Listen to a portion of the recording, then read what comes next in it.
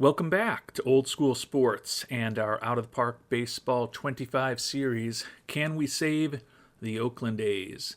And we are just past the trade deadline in this 2030 season, and it has been a brutally disappointing season, quite honestly, for the Oakland A's. A 45-58 record. We are 15 and a half games out in the AL West, and we are 12 and a half out in the wild card race. So it is extremely unlikely that we will be in the playoffs this postseason to get an opportunity to try to defend our World Series title. Was hoping at the very least that this team would have a winning record this year. I thought that was a very reasonable assumption after a 94-win season a year ago. We did certainly get weaker over last offseason with a couple of key starting pitchers going away, as well as a couple of important-ish hitters. But I still thought that we would be better than the 80-82 record that we were projected to get at the end of spring training. And quite now, honestly, if we get to 80-82, that would be quite an achievement. We'd have to go 35-24 the rest of the way to get to 80-82. We'd have to be 37-22 over these last 2 months of the season to get to the winning record that we thought we had a good chance at. Not to make excuses, but just to kind of look at facts. We are better than we've performed. Pythagorean expectations, we should be 53-50, but we have a brutal 9-22 record in one-run games this year, and that has definitely caused some problems for us as far as performing on the field the way that we would like to. We did make one significant trade at the trade deadline. Talked about it, obviously, in the last episode. Sent the veteran Willy Adames and reigning AL Cy Young Award winner Bubba Chandler to the Yankees for the 24-year-old pitcher Jason DeCaro, who should take his spot in the rotation, and then the 25-year-old third baseman Justin LeBron, who's taken Willy Adames' spot right now and is likely to be on the roster next year when we're very likely to be having to move on from some more expensive infielders as well. I mentioned this briefly at the end of the last episode, went into it in a little more detail in response to some comments from the last episode. I did mention that we could have included either Bubba Chandler or Mason Miller in the deal to get this trade done essentially as is. I think the amount of cash would have been slightly different, but nothing substantial otherwise. When I was thinking about trading Mason Miller away, the reasons to trade him to me were clearly that he's older than Bubba Chandler. He's going to be turning 32 in about 3.5 weeks. He's fragile physically, and he's also more expensive than Bubba Chandler, set to make $7 million next year. One of the things that worked in keeping Miller's favor to me, however, was that over the course of his career, which is entirely in Oakland, he's put up a 1.15 ERA plus and a 94 FIP minus, both of which figures are better than Chandler has put up over his 4 years in Oakland, even though, as we talked about, Chandler does have a Cy Young Award, unlike Mason Miller. Another thing that factored into my decision-making was that Mason Miller is well-known nationally and very popular locally, and we have been having a lot of issues trying to keep our fan interest up, so I was worried that we might lose a little bit of fan interest if we traded Miller away, given how popular he is. Other than the fact that he's been a slightly better pitcher over the course of his career, we did also like the popularity of Miller, as I noted, and the fact that he throws a bit harder than Bubba Chandler does. Taking a look at Chandler and what went into the decision-making, doesn't throw quite as hard as Miller, as we talked about. Pitching-wise, over the course of his parts of 4 seasons in Oakland, 109 ERA plus and 103 FIP minus, so he has not been quite as good on the mound as Miller has. But he is younger. He is normal in terms of his injury proneness rather than fragile. But he's not really that popular at all, despite being a reigning Cy Young Award winner. He is making less than Miller, which certainly is a factor. But ultimately, Chandler has become a selfish player, and I think some of these negative personality traits kind of emerged as or after he was winning the Cy Young Award last year, and felt like for the clubhouse, and then also for the fact that we might take a hit to our fan interest if we traded away Miller, and the fact that although he's been more expensive, Miller has been a slightly more productive pitcher over the course of his career, is what pushed us to ultimately include Chandler rather than Miller. But to me, it was pretty darn close to a coin flip. I didn't feel real strong about it either way. But I know we've been going back and forth a little bit on this, potentially trading one or both of these guys with NS1 CLRK and YME943 for the last few episodes. And some of you have been encouraging me to trade Miller for years and years of game time at this point. So thought it would be useful to just go a little bit deeper on my thought process around that trade. So as August gets underway, the big question is, can we get this team more competitive? I think, as I noted, it's going to be a Herculean task to get this team over 500 this year. Certainly would love to, in terms of hopefully avoiding a lot of deterioration in fan interest and or fan loyalty. But that's not going to be easy to do. And then when we get to September, going to have a very interesting decision as far as September call-ups with the number one prospect in baseball, Jake Ortega, who we picked up with the third pick of the draft a year ago. He's developing as well as could be expected. Do we bring him up and give him a taste of the majors this September, or do we wait until next year and perhaps even manipulate his service time over the first 4, 5, 6 weeks of next year to ensure that we've got a little bit more control over him? A lot of that depends on where the team goes. If we somehow rattle off a 20-win month in August, and I feel like there's a chance that we could get this team to 500, then I'd be more likely to bring him on board. But as much as I try to remain optimistic with the way this team has played this year, I think mid-70s is probably about as good as we can hope to get in terms of the wins. Would love to do better than that. Certainly hope that we have winning records in both August and September. If we can do that, we'll at least head into the off-season feeling a little better about where this franchise sits here in the summer of 2030. And we're off to a very mediocre start in the month of August, 2-3 record over our first 5 games, although fortunately we have won 2 in a row at this point to avoid being swept in Colorado and to get off to a good start in the homestand against Toronto. Actually, we're 2-4. We lost today to Toronto, which I failed to mention.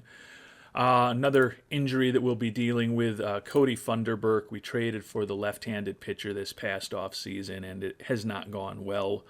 He struck out 51 batters in 47 innings, but he's allowed 9 homers, 23 walks, and a 6.70 ERA. Been below replacement level, and he is out for the rest of the year with shoulder inflammation. Very possible with him set to make $1.8 million this upcoming year that it could be one and done in Oakland for Mr. Funderburk. And to fill the spot on the roster for the lefty, we brought up another lefty, Colby Allard, who's been with us off and on over the past few years. Signed him as a minor league free agent this year. He had done a respectable job for us as a starter. He'll be a lefty out of the pen now. Also made one other move, Hunter Brown, who's done a pretty nice job for us after we signed him as a minor league free agent. moved him into the rotation, moved Duncan Marston back out of the rotation. The youngster Marston did give him 6 starts, but he was not particularly effective with a 5.29 ERA, was about a run and a half better when he was working. Actually, it was about 2.5 runs better when he has been working as a reliever. Marston's certainly still in the mix to be a starter for us down the line, but right now certainly seems like Hunter Brown may give us a better chance of winning some games. Don't necessarily know why that's a huge priority, given that we are 2-4 this month, as I noted, but still want to try to keep this team as competitive as possible and at least hopefully get this .431 winning percentage for the year closer to 500 by the end of this month, and even closer before the season is over. And it's been a very streaky month of August for our Oakland A's. Lost 3, won 2, lost 5, won 4, and then we just had that 4-game winning streak broken today against the Angels. Still all adds up to a losing record for the month of August. You can see we're 51-67, and we're actually last place in the AL West right now. And we are officially going to fly the surrender flag because unfortunately the franchise Colt Keith just suffered a torn hamstring. He is going to be out for about a month. Having another excellent year for us, 3.02 average, 26 homers, 79 ribbies in 116 games, adds up to a 149 WRC plus and a 4.2 WAR. Hopefully he'll be back for the final couple series of the season, but certainly without Colt Keith, we were up against it trying to get to 500 anyways. We've played 2.5 weeks and we're going in the wrong direction.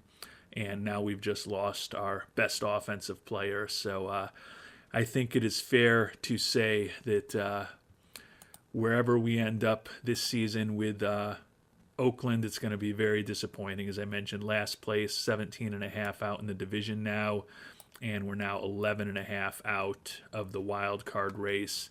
And despite being defending World Series champions, we are better than just one team in the American League, the Tampa Bay Rays, here in mid-August. And as a lost season continues to spiral out of control, we're sitting here on August 24th at 53-70. Joe Rock, who's been one of our best pitchers over the course of the year, earned an All-Star award after we signed him as a minor league free agent. Banged up with a sprained elbow that's going to keep him out for 1 to 2 weeks. So we're going to put him right onto the IL. Hopefully we'll get him back at some point in September. And more of the same from the A's over the last week and a half of August. Had a 4-game winning streak and then proceeded to lose 3 of our final 4 games of the month. So as we sit here at September 1st, we've made it to roster expansion, so we've got some decisions to make there, but a 57-73 record. So pretty soon there will be no chance of us avoiding a losing season. We have climbed up to 4th. We're previously back up to 3rd. A intense race separated by just a game and a half between the Astros, the A's, and the Angels for 3rd, 4th, and 5th in the AL West, 10.5 out of the wild cards. So it is just a matter of counting the days until we are eliminated from playoff contention and eliminated from a chance to have a winning season this year. Thinking about what we've done in the past, the .438 winning percentage that we're on pace for this year would be the worst season in our run with the A's. So hopefully we can play a little better over the final month of the season. You can see our fan interest has also deteriorated to 49, which is where it was when we started the year. Got off to a decent start and had it up to 52, but have made no progress whatsoever on that front over the course of this quite disappointing season. And we've brought up 4 players. Colby Allard back on the team. We had shifted him back down to the minors when Mitch Keller came back off of the IL. So we're going to have a 14th pitcher for the month of September. And then we brought up 3 veterans, Addison Barger, Austin Hayes, and Jared Kelnick, all of whom were in AAA for us. Hopefully can give us a little more offense. Kelnick's actually going to take over for MJ Melendez against right-handed pitchers, and Austin Hayes is going to be our DH against lefties. Hopefully those guys will generate a little bit of offense for us. Obviously, this means that we didn't bring up Jake Ortega. He's actually been struggling a bit more recently in AAA. His WRC plus is down to 86 on the season, hitting .248 with 12 homers and 234 AAA at-bats. Doesn't look completely ready for the majors, and given that we're out of it, and given that we've already tried to engage with him about a long-term contract and his demands are pretty high, we'll likely give him a little more seasoning at the beginning of next season, aka manipulate his service time to maintain control of him for as long as possible in our system at a reasonable price. So hopefully sometime in early May of next season, Ortega will be making his major league debut for us. And the injuries just keep coming. Lawrence Butler, right fielder, who could be in his last year with us, strained ACL. He is going to be out for the season now. Ends up hitting just .217 this year with 10 home runs, 13 steals, and 80 WRC plus. Barely above replacement level for a second consecutive year. He's set to make $5 million next year, when he will be 30 years old at the start of the season, as we talked about. So tend to think we'll be looking to move on from Butler this offseason to free up some payroll space. So he will finish perhaps his A's career and certainly this season on the injured list. We're about a week to 2 weeks away from hopefully getting Colt Keith and Chase DeLauder back. DeLauder, last year's ALCS and World Series MVP, played just 5 games for us this year before a partially torn labrum ruined his season, and certainly didn't help us avoid ruining our season, not having DeLauder for basically the whole year. And a mediocre start to the month for the A's, a 4-4 record over the first 8 days of September, and the injuries keep on coming. Mason Black, who started the year in our rotation, ended up as a stopper, which he was very effective in a year ago. Less effective this year, and he just suffered a torn UCL that's going to keep him out for 12 months. He is an arbitration-eligible player set to make $6.5 million next year. He's going to be turning 31 this offseason. I think just by virtue of his price point and the fact that he won't be playing at all next year. I guess theoretically maybe he'll be back around September.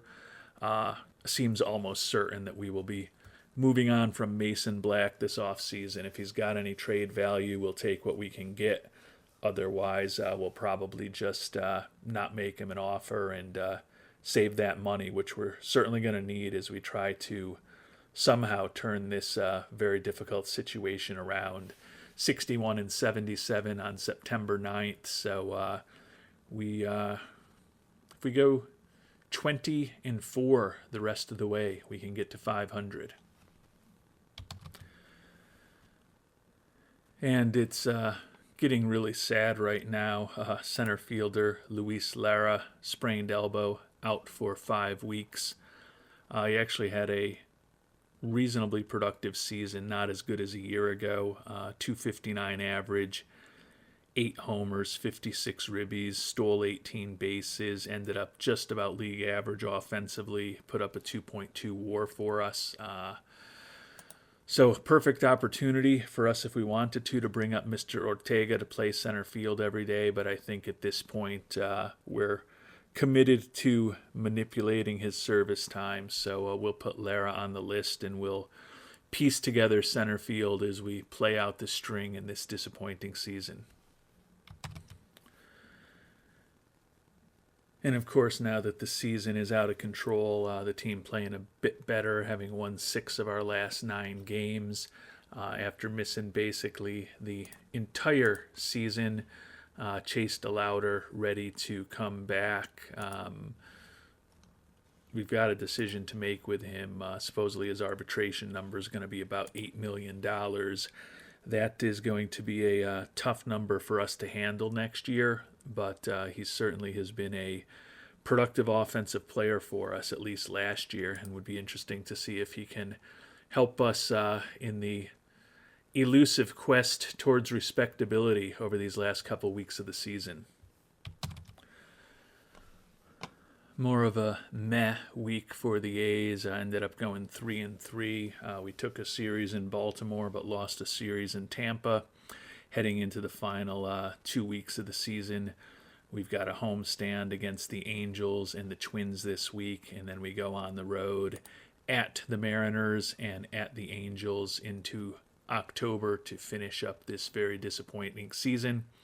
At 68-82, even if we win out the rest of the way, we will have a losing record this year. And Drake Baldwin's shattered season is done. Our starting catcher missed the first 3 months of the season with a ruptured finger tendon. He's been productive since he came back, hitting .275 with a 102 WRC plus and a win above replacement in the 46 games that he's played. But a sprained finger going to keep him out for the next 2 weeks, and at this point we are just going to shut him down for the year. Actually, I'm not going to shut him down. Who cares if he can't throw? People are running on us at this point. We deserve it.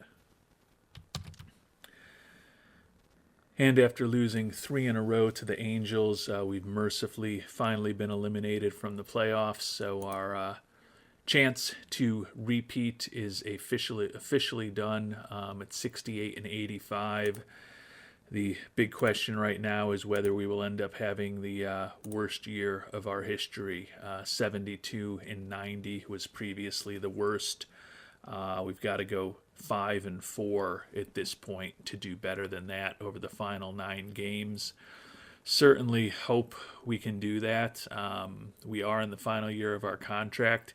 It would seem surprising to get fired a year after winning a World Series with the lowest payroll in baseball, but this season has undoubtedly been extremely disappointing and frustrating, and maybe Mr. Fisher will want to go in a different direction less than a year after we were thinking about resigning to go into a different direction after he cut our budget following a very profitable season and a World Series championship. And we are definitely limping towards the disappointing end to this season, a 1-5 week in the final homestand of the year. As I mentioned, we've got 3 at Seattle and 3 at Angels, and mercifully this season will be over. The best we can get to is 75 wins, and that's if we go 6-0 down the stretch against the team that is runaway with our division and a team that's ahead of us in the standings, and the Mariners are still fighting for home field advantage throughout the American League playoffs, so they will likely be bringing their A game against us. And we ended up getting swept by Seattle. We've now lost 8 of our last 9 games, just 3 left against the Angels. If we sweep that series on the road in Anaheim, we'll get to 72-90, which will tie for the worst record we've ever had with this Oakland A's franchise. If we don't sweep, this will be the worst season we've ever had with the A's on the field. 11 months after winning a World Series championship. And we took the first two against the Angels, but then dropped the final game of the season. So 71 and 91 record. As I noted, the worst season that we've had here in Oakland. And we officially went from first to worst, technically tied for worst with the Astros in the AL West. 24 games out in the AL West and 13 games out of the final wild card spot. Just a brutal season. Take a look at some team statistics before we finish things up. Definitely struggled over those last couple months of the season. Ended up 11th in the league in runs scored, 8th in runs allowed. You can see the only winning month we had all year was in April, and we had some awful to mediocre months after that. Still ended up 5 worse than expectations, but expectations were only 76 and 86. Struggled on the road with a 30 and 51 record. We actually got, sadly, a little better in one-run games to get our winning percentage up to 361, but a 17 and 30 record there, still a struggle. We mentioned last year that improving our performance against left-handed starters was something we wanted to do. We actually did that a bit this year. We were just one game below 500 against lefties. The problem is that we ended up 19 games below 500 against righties, certainly missing Chase DeLauder for almost the entire season, Drake Baldwin for more than half of the season, and then as we experienced recently, guys like Lawrence Butler and Colt Keith and Luis Lara also certainly didn't help us. So incredibly disappointing year when all was said and done for our Oakland A's. We'll find out whether we have a job in about a month from now when the postseason is over. Until then, we're heading into the off season, or more accurately, the postseason for the next month. Not feeling real good about what we did on the field, and as we've talked about in previous episodes, our contract situation is not looking great next year, even with those trades that we made right before the trade deadline. We're going to be on track to spend about $18 million next year, more than we're spending right now, and unfortunately don't really have the money to do that, given that we've got the lowest budget and we're already at the lowest payroll. If we increase player payroll that significantly, we're going to have to cut back materially on scouting and player development, which we would like to avoid. Fortunately, we did scratch out a very small profit this year. I guess that's something. But certainly the goal to reach the playoffs, finishing in last place at 71 and 91, is definitely not what we were hoping for. And with that, we will call it an episode. The year is mercifully finally over for Oakland. We'll take a look at our top and bottom performers in our next episode, and there's probably bound to be a lot of people that we're disappointed with and that we'd potentially want to move on from. Just one interesting thing that we've seen here, a three-way tie at 90 and 72 between the Royals, the Twins, and the White Sox for the AL Central. So can't get much closer than that. And with no tiebreakers, we take a look at the playoffs and the playoff tree. And the Royals will get the Yankees in a wild card series, and the White Sox and Twins will be facing off as well. Mariners, Orioles, Rockies, and Cubs with the first round byes. Pirates against the Dodgers, and the Brewers against the Braves in the NLCS, or the NL Wild Card Series. And we will find out who among those 12 playoff teams is the world champion in our next episode. But One thing we know for sure is that it will not be our Oakland A's repeating here in 2030. Until our next episode, thanks so much for watching, and hope you have a great day.